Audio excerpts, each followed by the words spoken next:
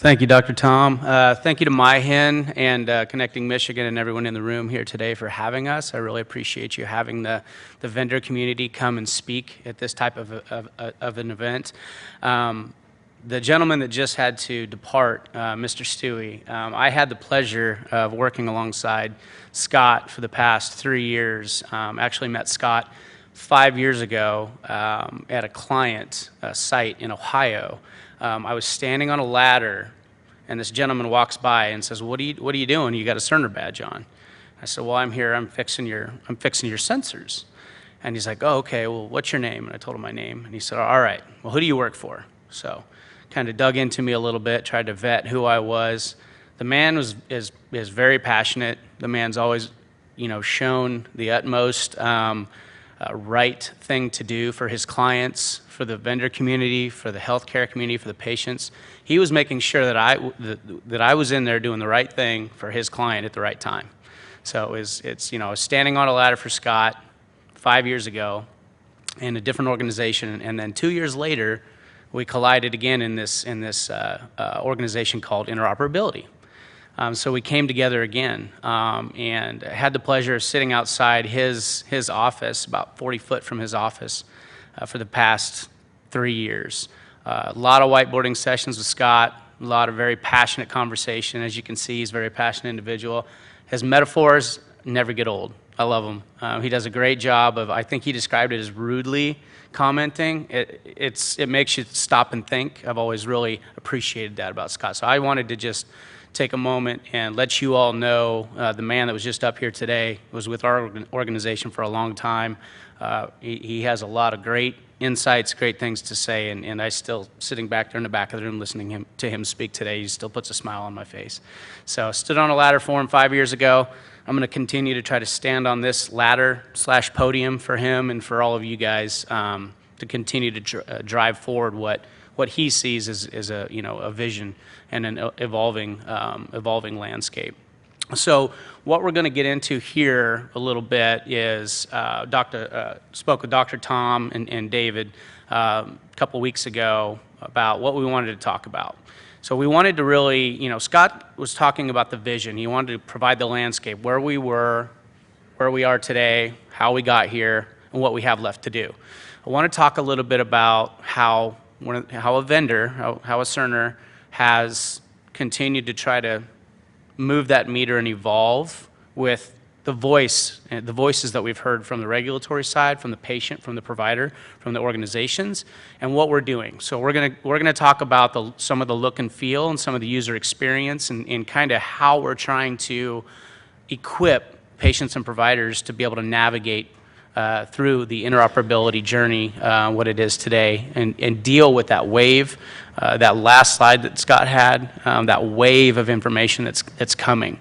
So we're going to get into some actual look and feel stuff here with some of the slides. Query-based exchange is going to be the primary use case we'll talk about today, but we'll talk about some other use cases as well. And I think we'll leave a little time at the end to be able to give some Q&A and some interaction, since this is a workshop format. So 20 years ago, one of my first jobs, I was working an evening shift, and I got home late at night, and I got a phone call, and Kansas City. I was still in Kansas City area, and got a phone call, and my father was in the ICU in Iowa. He was a truck driver, and he had had a heart attack, and they had to paddle him a couple times to bring him back. So we overnighted. My family and I overnighted to Iowa. And long story short, he was discharged, went about his business, continued to live his life, did very well. At that point in time, there was, a care plan had started for my father. He needed to absolutely continue to move throughout the continuum because of some of the symptoms or the outcomes from that significant event. So he started moving through the care continuum. And, it was 20 years ago, I think he showed that slide of 1995. Scott just showed where we were at that point in time. It was very laborsome for him to carry around a folder of paper records from venue to venue. And oh, by the way, he's a veteran, so he was in the military, so he had all those military records that he had to get his hands on as well. So as everyone in this room fully understands, that's the way it was 20 years ago, and that's the way it's continued to be over the course of time. And we've made some huge leaps, and it's a little bit different nowadays. I hope it's you guys, everyone here realizes how that's completely changed. So I just went and visited my father 2 weeks ago, and he's retired now. And, he's a veteran, so still receiving those benefits. And I said, so, hey, Dad, how's that, how are things going? He's like, well, next week I got to drive to, I think it was Wichita, for an appointment. I said, well, why do you have to go all the way to Wichita? Why can't you just go down the street? He's like, well, they have all my data there. I said, okay. So I said, Dad, we've been talking for 3 years. You know what I do, right? I said, come on, man. We got to get with the times. So just wanted to paint a little picture of 20 years ago, had an event, had a care plan set forth, reoccurring move throughout the continuum, and 20 years later, we're still in the same spot in certain scenarios. So we've done a lot. There's a long road ahead of us, as Scott, you talked about the interstate and the highway. There's not a lot of cars on the highway, and that bridge has that big gap in that picture. So you would have thought that he would be able to take advantage of today's infrastructure and the advancements, but he's still driving to Wichita.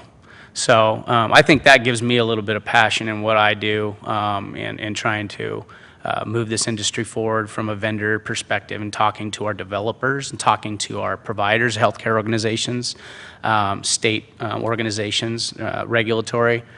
So that's where that's just a little bit of a story I wanted to share. That was it's 20 years old, but it's still very relevant.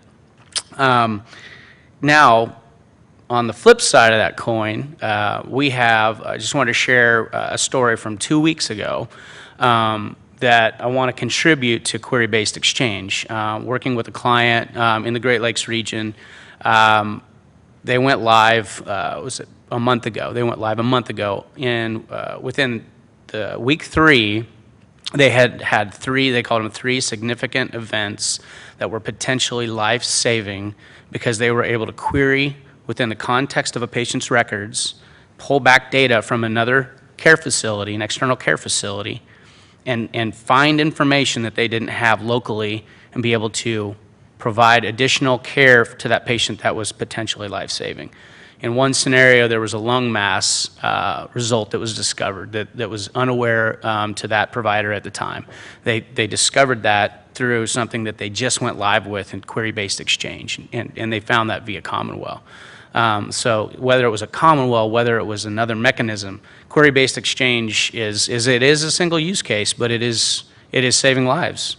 So it's something that's very prominent right now, and probably one of the most core use cases that's discussed throughout the industry. So I think it's very. I think getting the cars on the highways is very important because we're seeing that it's making an impact. Another one of the results, one of the outcomes, or not one of the outcomes, but the potentially life-saving events was a abnormal colonoscopy that was discovered with the same client. So it was the same client. Same query-based exchange use case, and they were able to find information that was potentially life-saving and schedule follow-ups for that patient and get them in to have additional tests and follow up on that information that they found. So I wanted to share a little bit about where we've been, where we've come, and just as recently as 2 weeks ago, what we're hearing about today. So very, very relevant information. I think I touched on it, and Scott painted a really good picture. But interoperability, it's a lot of people, when they start scratching the surface, or healthcare organizations scratching the surface, they just want to get there. It's not something that's easy. It's a complex world we live in. There's a lot of standardization changes that need to occur to really advance interoperability. But it's not something you can just jump to overnight. It's not something you can flip a switch and we're good. It's a journey. It's very much a journey. So as we've seen with HL, starting back with HL7, and then moving into point-to-point interfacing and just nailing up connections as you need them, into honing that into single interfaces and query-based exchange, and now moving into APIs and FHIR. As you can see, it's not something you just do quickly and you're there. So keeping that in mind, some of the challenges that we as a vendor have experienced is just adapting to evolution and adapting to the journey. You understand we have to set down a path and set a vision and try to deliver on that vision, which includes capability, it includes functionality, and then things change. So what we try to do is really listen to the industry and listen to what is really pushing that evolution and why. We ask ourselves the question of why a lot. I lock ourselves in a room with Scott and whiteboard and gain additional insight. But it's some of the stuff I want to show you today is really we feel like we've made a good shift to not just getting you the connections and just getting you to the data, but starting to really focus in on usability. How is the data being presented to you? There's still those challenges that we've heard about with static documents and structured data. Some of that you can glean and parse. Some of that you cannot. So trying to present that information in an efficient and a very usable manner, all within the workflow. Very much in the workflow has become the theme. So I don't know if you all have read the class reports over the last few years, but they've come up with what they've called the home run analogy for interoperability. If you haven't looked at that, you might go out and Google that, take a look at that, but that's how we're starting to measure all of these efforts in the interoperability space that have come together and are continuing to evolve. That's how the industry is starting to measure that. So there's a very small percentage there's a report that was put out last year, and there's a very small percentage of provider organizations that said that they were actually having a full home run. So it was in the EMR, easy to find within the EMR, usable, and in the workflow. And don't quote me on those four. So I need to go back, and I don't think that's first, second, third, and home base. But it's really starting to take a look at not just getting you to the data, but really how is it usable, and is it in the right place at the right time in the chart. So we're trying to do that. We feel like we've made some great advancements, and I will show you a little bit of that today. So I think this is the clicker that Scott was looking for earlier. So this is before we jump into some of the content. The way that Cerner views interoperability is very much the free flow of data across organizational, geographic, and vendor barriers.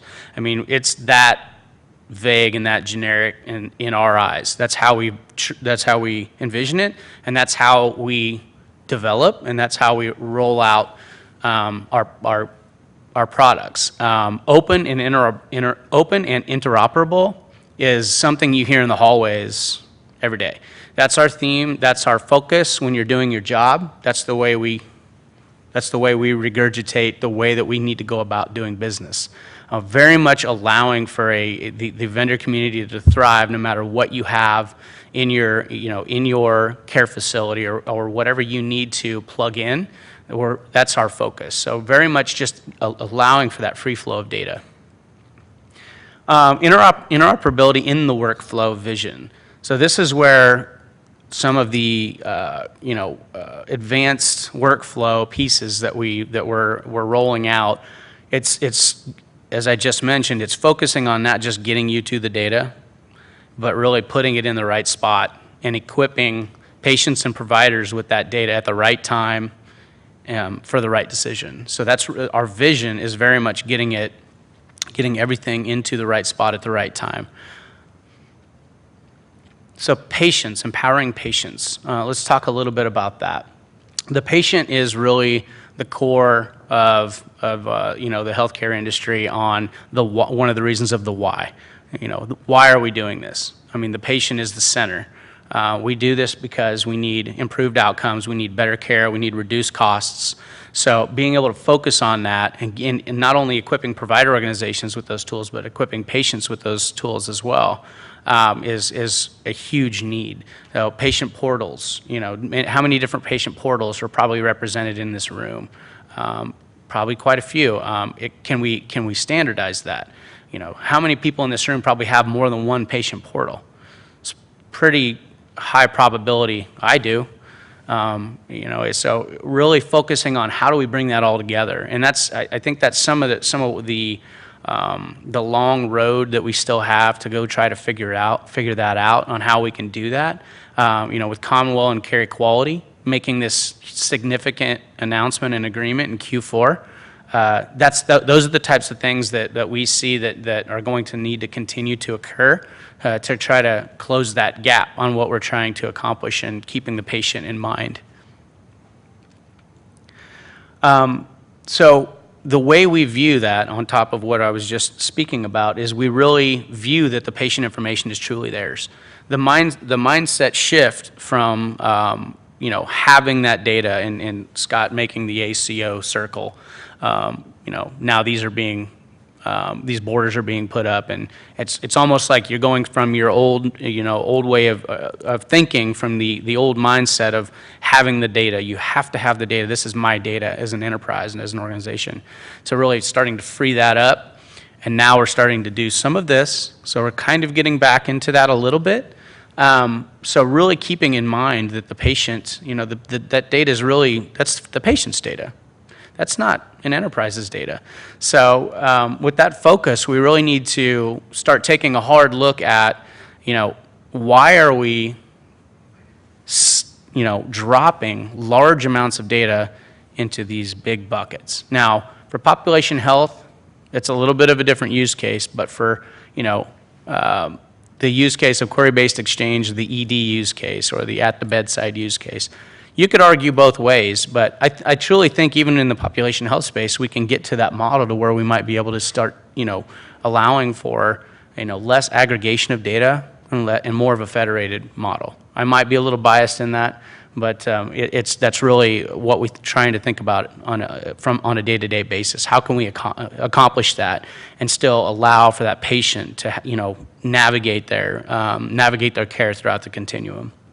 So getting them, the right information at the right time and letting them navigate their data and make their own decisions. Some of those ways that we're doing that is we're equipping our patients with being able to manage their consent. Consent's one of the largest questions you're going to ask a patient in interoperability. So giving them not only asking them the question one time or asking them 10 times at different care facilities. Commonwealth's really helped with focusing on only having to ask the patient one time, which is great.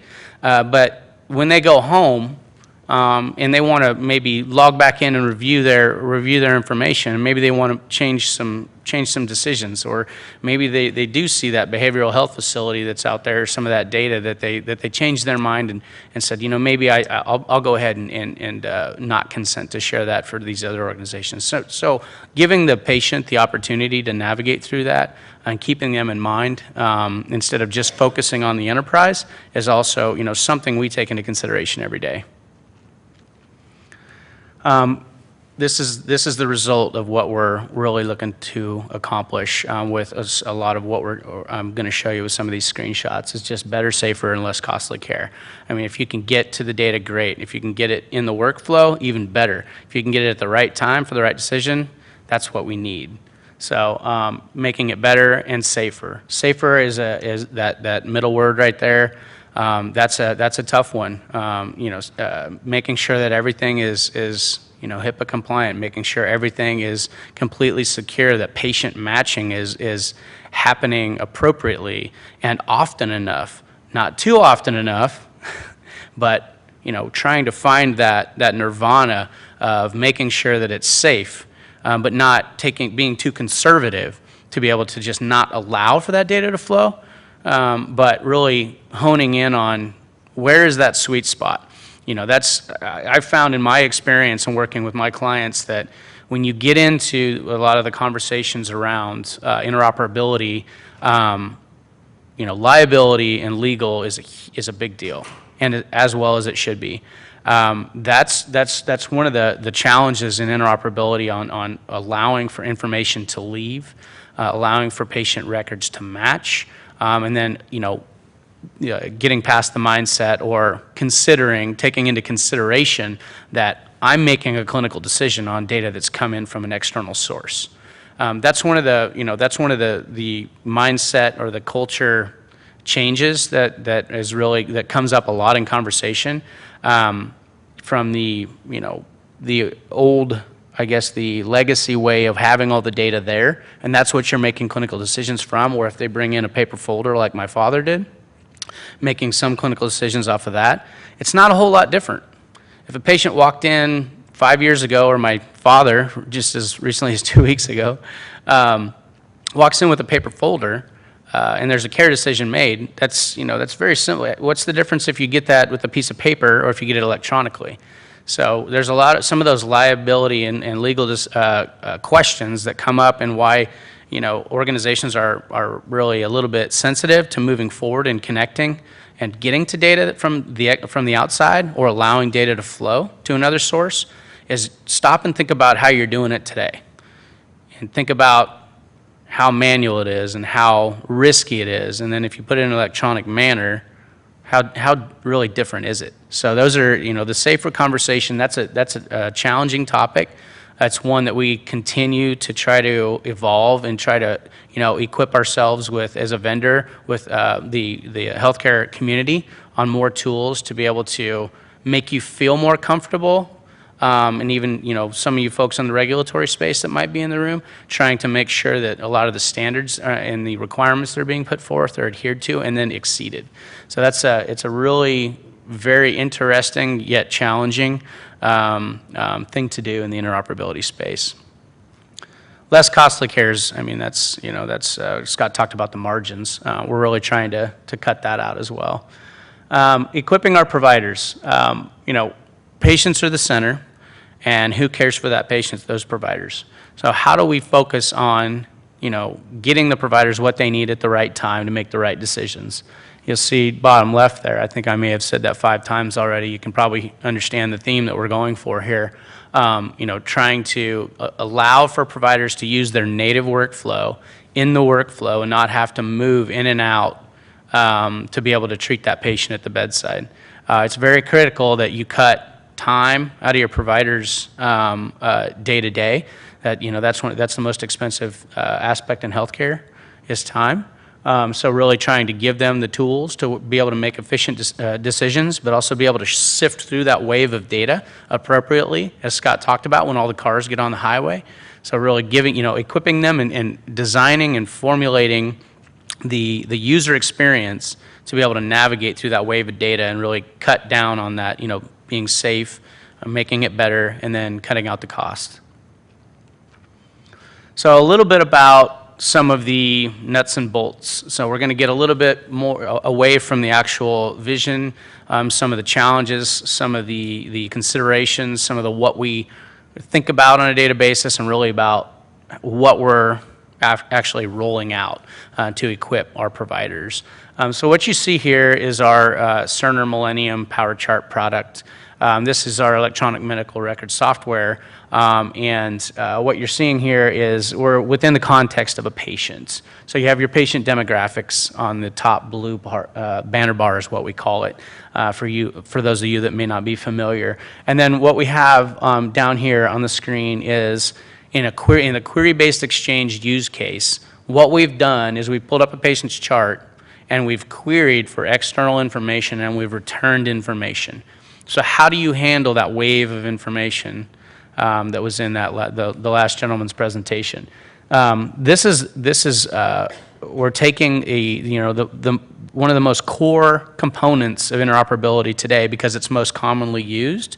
I'm not saying it's great, because it can definitely be improved on, and there's other formats that we need to get to. But the CCDA or the CDA is something that you can include that discrete data into as a format type, and you can codify that information, and you can pull some of that out. You can parse some of that information out, and you can present that in a different manner. So some of the information that CCDA is not necessarily codified. It's it might be able to be parsed out, but if it's narrative, it's a huge chunk. So that PAMI data that was really required for meaningful use on being able to parse that information and be able to consume some of that information for data reconciliation. That approach is what we're doing here. This is an aggregated summary view of discovered CCDA data, where you see the different widgets with your medications and your lab results, and I think that's, if I can see it, allergies over there. What we do is when we receive that CDA is we parse that information and we roll that up. There's roll-up logic involved in there, and there's that we parse it and we roll it up and then we present it. So if we discover penicillin from 10 different documents from 5 different sources, we're not going to give you penicillin 10 different times. So if it makes sense and the changes on that within that discrete data parameter are different enough, especially one of the best examples would be medications or problems. If a problem was entered a little bit differently from one document to another, we may display that multiple times to make sure that you don't want to roll up medications if they're different volumes or different lot types, things of that nature, or reference ranges, things like that. So what we've done here is we've really tried to give a quick, efficient way to be able to have a snapshot view of that large amount of data that's been discovered from external sources. And we've tried to parse that and roll that up into a very quick and usable mechanism. So some of the features on top is you can go back and take a look at different time periods, and you can also, it has a search bar capability similar to like a Google browser. If you want to try to find something that's been discovered, such as a penicillin allergy, you can type that in and it will focus in on that, and you can reset that. So this is the primary workflow for a snapshot summary view of our clients when you connect to a Commonwealth or connect to another health information exchange system via another mechanism. If you're not doing a Commonwealth, if you're doing a health information exchange platform. I wanted to give you a snapshot into that view and really show you how we're trying to help our clients navigate through this large amount of data. This is just an additional screenshot showing the the additional view. This is actually on a single view, and then you can scroll down up and down, and you have the opportunity to move these widgets around, so you can really customize this as you see fit. Some of the highlights you'll see there on the left is the red highlights. We'll highlight those reference ranges as high if they're high values, and we'll paint them blue if they're low. So just giving you a little bit of a view into some of the highlights on the screen. Now this is jumping into actual viewing documents. So I wanted to give you guys a view into the actual, from the same workflow, so keeping the provider in the same spot in the chart. The provider did not have to move out of the chart to be able to get to this document. If a document was returned, and it was not parsable information, it didn't come from a CCDA, so they discovered an H&P. And that H&P was a static document. If it was provided to them in a CDA wrap PDF format, this is how they're going to be able to launch it. So as you may or may not be aware, CDA wrap PDFs, you can't parse the information or the data, the narrative, the characters out of that document. It's static. It has a wrapper on it. So you have to be able to view that document in its entirety. And I was talking to Mike from Trinity just before the session this morning, and he was talking about the influx and the amount of PDFs that Trinity's talking through right now, and how to really present those in a usable manner to the providers. PDFs are it's the next necessary piece of the chart, but now how do we handle that? CCDAs are going to give you all those core components, the core, problems, allergies, meds, immunizations, procedures. But what about that narrative? How do you get to those clinical notes? How do you get to, surgery notes? How do you get to discharge summaries if it's not included in a CCDA? So CDA wrap PDFs is quickly becoming a very necessary aspect of interoperability. And I think, as you may or may not be aware, the scope of what a Commonwealth can exchange today is CCDAs and PDFs. They knew that those two core components were going to have to be initially made available and very vital to care. They couldn't just start with the CCDA. That's not enough. I mean, the provider community is spoken loud and clear on that. So I want to give you guys a snapshot on just what an example of what an H&P looks like. So you can launch that, you can navigate through it, and then you can close it back out. This is just an example of a consult note, just from that same summary view. If you've discovered a CDA wrap PDF document that has that narrative, we're just going to give you that link. And you can click on that link and you can launch the document, and then you can compress it back again. You also have the opportunity to save those documents back to the chart. So you can save those individually if you choose. And then I'll show you about show you clinical data reconciliation here in just a moment. And here's just another example of the discharge summary. So getting you the snapshot of all your discovered data from an external source for that query-based exchange use case, and then if they're in the event that we can't parse some of that information out but present it in a document format, I just wanted to give you all a little bit of a snapshot into that view and how we're presenting that to our clients. This is an enhanced CDA viewer that we've made available this calendar year. In the previous slide, if we go back to the H&P, this is almost what it looked like before when you would receive a CCDA document and present that in Cerner. It would look, almost looks like a Word document. So that's what it looked like prior. And so we went ahead and enhanced that, and we tried to provide for some more consistency and some more advanced capabilities to customize. So this is what it's going to look like now. As you can see on the left, you have a little bit of a navigation pane over there. To where you can, those different subsections of the document, you can jump to that now instead of scroll through. You can also now customize this at the user level. So if there's a certain role type and where you're going in and you're viewing documents individually, if you have the need, if you're not able to really pull that information in the summary view that I just showed you, and you absolutely have to get to that individual document, we're giving you a little bit more capability to be able to navigate through that. So just wanted to give you a little bit of a snapshot on the enhanced capability. There's also the top two banner bars right up there. We have a lot of the patient and care team information that if it's passed with the document, the patient demographic information and a lot of the care team information from if it's a summary of care, who treated that patient and what organization did it come from. So I tried to give you some of the real estate back and compressed a lot of that information up top. Which you can remove sections, you can add sections, you can save that, and you can actually customize that at the document type. So if you have a transition of care that comes in versus a different type of document, at the document type you can customize those aspects. So now we'll talk a little bit about clinical data reconciliation.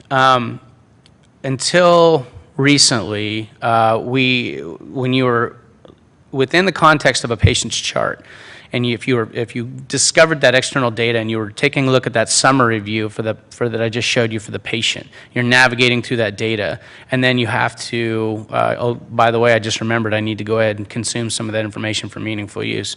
Previously, you had to navigate away from that location to another portion of the chart and be able to perform that function on that PAMI data to pull that data into the chart to get credit for that measure. But now what we've done is we've taken that away and we've put it in line within the provider's workflow. So the natural progression of a provider's workflow should now allow for that capability, in which it does. And we've also added the capability to be able to consume procedures. So that's a codified aspect now and a discrete data parameter that's consumable from a Cerner Millennium standpoint. The next piece that one of the next pieces that we're working on is what Scott mentioned earlier, is lab results. That's loud and clear from the industry that's something that they want to be able to bring in to be able to do a lot of that trending, a lot of the analytics on that information. So, codified and discrete lab results on being able to allow for discovering that information externally outside of your organization, pulling it back in within a CDA or CCDA document and being able to consume that into the chart is something that we're working on.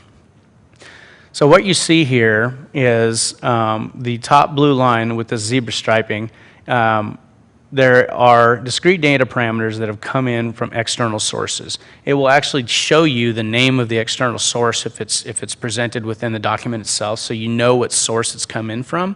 And if there's patient entered data there, it will actually list, or it will actually show the source as patient entered data.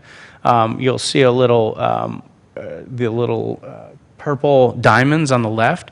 That's within Millennium, that's indicating that there's action that can be taken on that parameter. So when we have patient entered data come in, we actually highlight that and navigate the provider to that piece of information that's come in, because we truly believe if a patient entered a piece of clinical data themselves that's incredibly relevant, and the provider should absolutely acknowledge that and engage that patient in conversation. So I don't have a screenshot of that to show you, but we absolutely are putting focus and highlighting that if a patient enters data and it's discovered from a patient portal in the same view, all in a consistent manner, just like something that was discovered from an external care facility, we very much want the provider to acknowledge that. So what you're seeing above is the externally discovered data, and what you're seeing below that line is what's housed in the patient's local chart. So that you will have the opportunity to be able to select whatever individual parameter it is that the discrete data that you choose, and then you're going to have the opportunity on the right here to expand on that, some more information, and then add that or choose to reject that information or not bring it into the chart.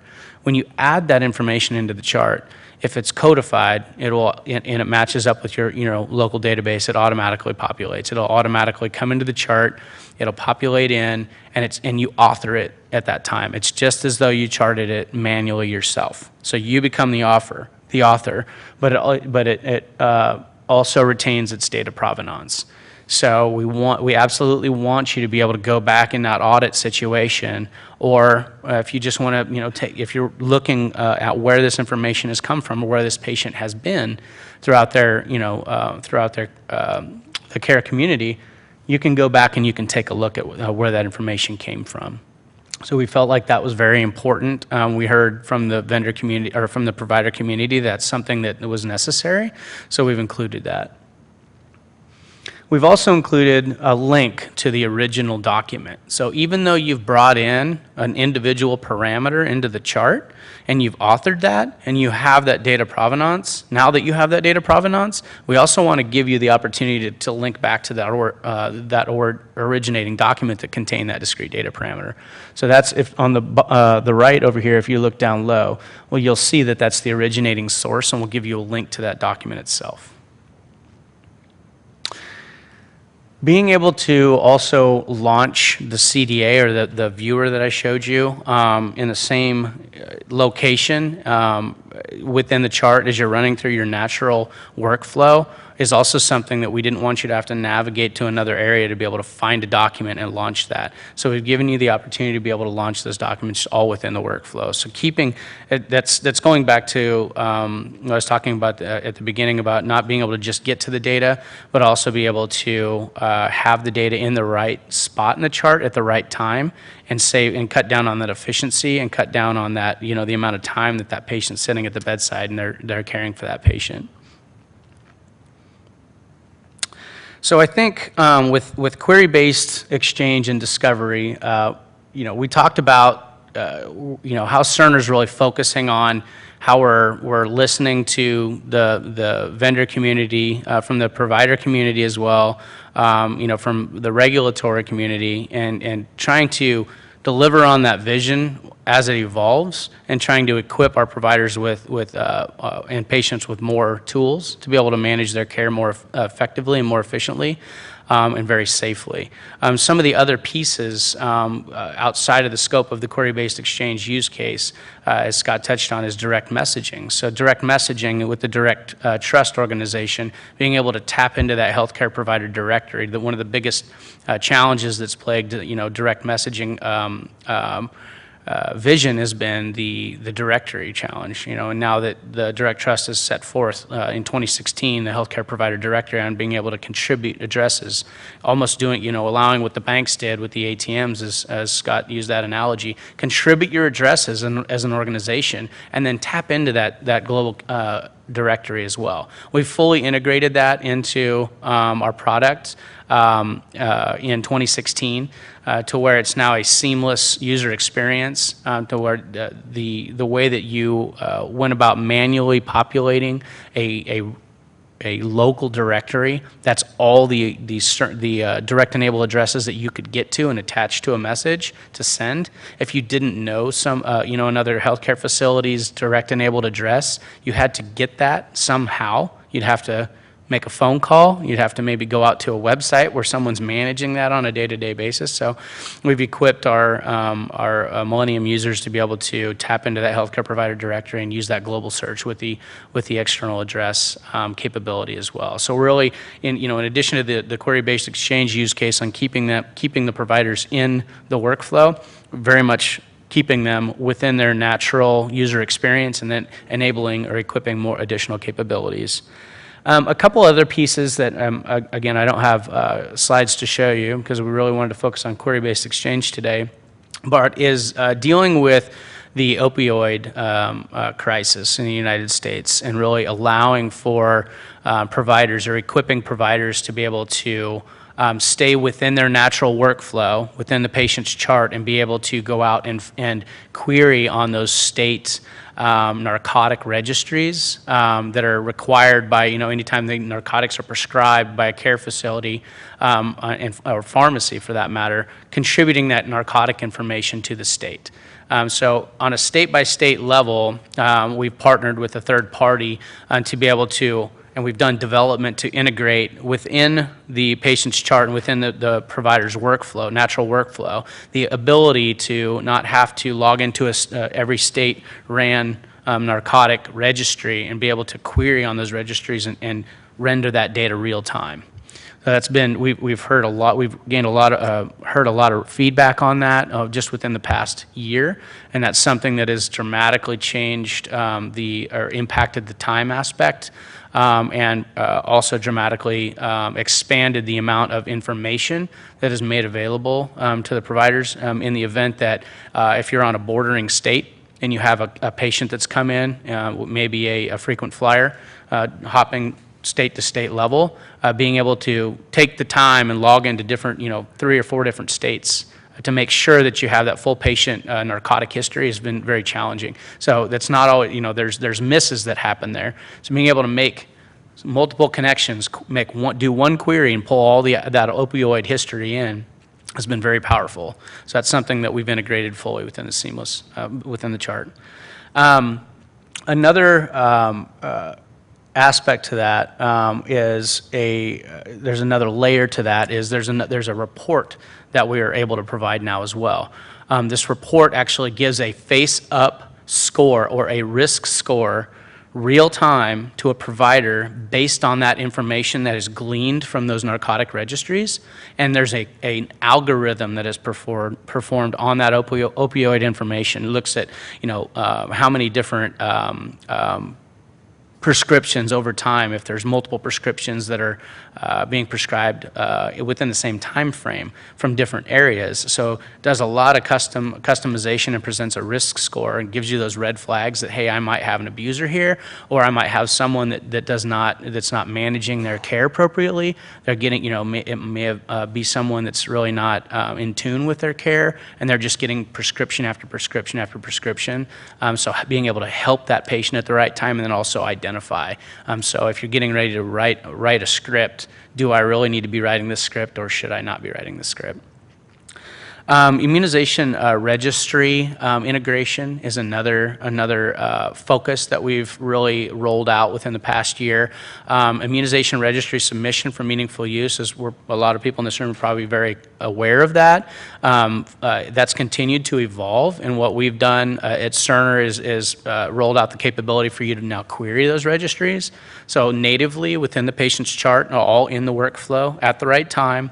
Again, equipping our providers the capability of not having to, not just sending that information one direction, but also tapping into that information at the registry level, querying on that, matching that patient up, and then pulling that information back, and then using that information as you see fit. You're going to have the opportunity to pull that into the chart, or you can just pull that information, query it, take a look at it, and make a clinical decision without having to pull it into the chart. We're giving you that opportunity. You make that decision. So we want to make sure that we give you that capability. The registries, I will tell you, are having to come up to speed. It's a state-by-state registry challenge or evolution. It's a journey. So we are, at Cerner, we're ready to go. We're just hoping that more registries start enabling that query capability. One key fact that I didn't touch on with our data reconciliation capability all within the workflow is a very important factor that we listened to the provider community and factored into our development is there's a complete reconciliation button right there, if you can see that. With our previous release and with Meaningful Use Stage 2, where you had to navigate out of your workflow and go perform that activity, you had to bring that, you had to consume that parameter for it to go against your functional report for meaningful use. We heard loud and clear that not everybody wants to have to bring something into the chart, so we gave you the opportunity to be able to discover that external information, parse it, bring it in, view it, see where it's come from. But if you don't want to bring it into the chart, you don't have to. That you're still performing a clinical reconciliation of medical information that you've discovered, and you do not have to bring it into the chart if you don't want to. So you can select that complete reconciliation button, and you still now get credit against your functional report. You should absolutely still get credit for what you're doing, even if you choose to not bring it into the legal chart, if that makes sense.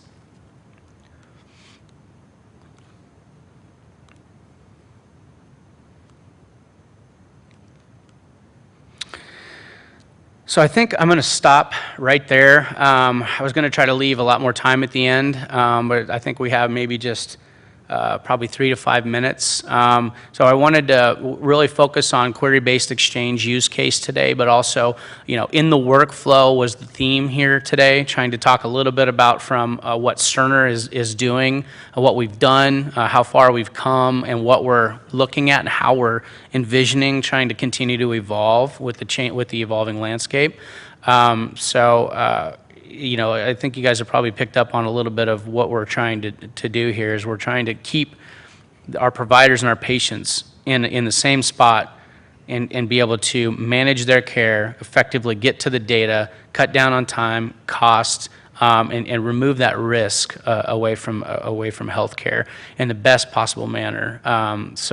With that, I'll stop right there and see if anyone has any questions. I have one in the back. Hi, Brent. I'm Shelley Menino-Morosi. I'm Director of Government Projects here at MyHIN. I was curious if you could speak to how things have progressed in your discussions with the state registries in Michigan as it pertains to the prescription drug monitoring system and the immunization registry. Sure. Those are continued conversations that we're having. I know our third party around the opioid integration is actively having very frequent and strong conversations at the state level. I don't have a lot that I can disclose at this point in time, but I can assure you that what we're continuing to have those conversations on the state by state basis. As far as was your second part of your question around immunization query capability, I can actually go back and identify where they're at within their query journey. Specifically, I don't have that information on hand, but around the opioid access and tapping it in the narcotic registry information and being able to integrate and bring that face up into PowerChart, that's something that our third party has conversations. So we help try to influence that conversation to be able to free that up and enter into that type of a model. But it's state by state, and we are running into some of the challenges there. So I will say there's an alternative that we've come up with that also allows for you to get to that data in a raw format versus a real nice, pretty heads up with the red flag indicator and the report that I talked about. We actually have an alternative method that utilizes the same type of capability to be able to get you to tap into that raw PDMP data at the state level. So if the states aren't willing to go all the way, if they just come some of the way, we're ready and we're willing and trying to really help accommodate that as well. Yep. Are there any other questions? We have one right over here, one in the middle, and one in the front, I think. I have a specific question for your presentation. On the medication CCDA pool, I noticed that the active status is blank, and it's a typical problem. You don't know it's just a prescribed or it's actually filled prescription. Same, I guess, apply to the orders. Is it just the order was placed or order was completed? And it's really important for us, especially since we're reporting on those quality measures. And another thing that the last slide showing that the validation was failed, and I noticed one of the doctor phone number was only 9 digits, so definitely. So how do you handle the override, or how do you decide on the source of truth? Where's the accurate information when you receive this kind of flow from outside sources? Sure. So with query-based exchange, that's a great question. So with query-based exchange, you know, the CCDA is that core component. So with those discrete data parameters coming in from multiple sources, we have to very much honor how that data comes in. So it's you know, like Scott was talking about earlier, we've come a long way and we have very usable tools. Are we there yet? I think you threw a little picture of a motorhome up there with some blank faces. I don't know that we're there yet, and I will say that with, you know, when that data comes in, we're not fully there yet. When that data comes in its raw format, that's how we're presenting that. We're not going to override data that comes in from an external source, because you want to honor that data on how it came in and how it was or was not documented coming in from that provider. So what we're doing is we're giving you the opportunity to tap into that data and view that data. Now, whether or not, that's where we can't replace, you know, we're never going to replace the physician. We're never going to replace the provider. So that's where you engage in that conversation with that patient. That's where the patient engagement comes into play. And you really have to talk to that patient and say, it looks like you have this medication that's come in. I don't know whether this is active. Is this active? Is this not active? Are you still taking it? So that's where the patient, you know, that's where technology and the human interaction collide. So to answer your question in short, from a system perspective, we're going to get you to that data and present it in the manner that we discover it. We don't want to modify it in the query-based exchange use case. Now, then we hand that off to the providers and the physicians to be able to make a clinical decision how they see fit. I don't know if that fully answers your question or not. Okay. Hey, Brent, Mike from Trinity. Not so much a question, just a comment about some of the successes we've had recently working on a big interoperability project in Columbus, Ohio, where we implemented Commonwealth between our ambulatory and our 5 hospitals on Cerner. One other use of the technology that was a big benefit for us is something we just went live with, which is query exchange with our competitor, Ohio State, who's on Epic.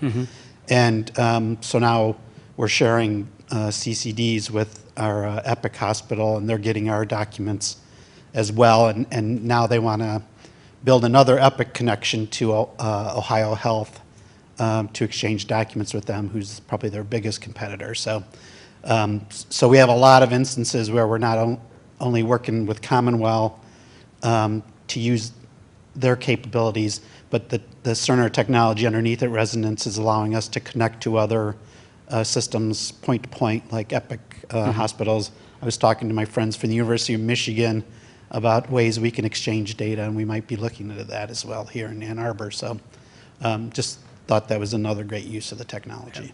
Thank you, Mike. Appreciate that. I know we've been working together for over a year now, and having that first on-site meeting with Dr. Hartz and yourself and seeing where you guys are at today in Columbus is exciting. And Ohio State University, when that popped up, that was amazing news. The use case the example that I used at the beginning of my presentation around the significant events that just occurred with potentially life-saving outcomes with query-based exchange. That was actually a Cerner to Epic connection as well.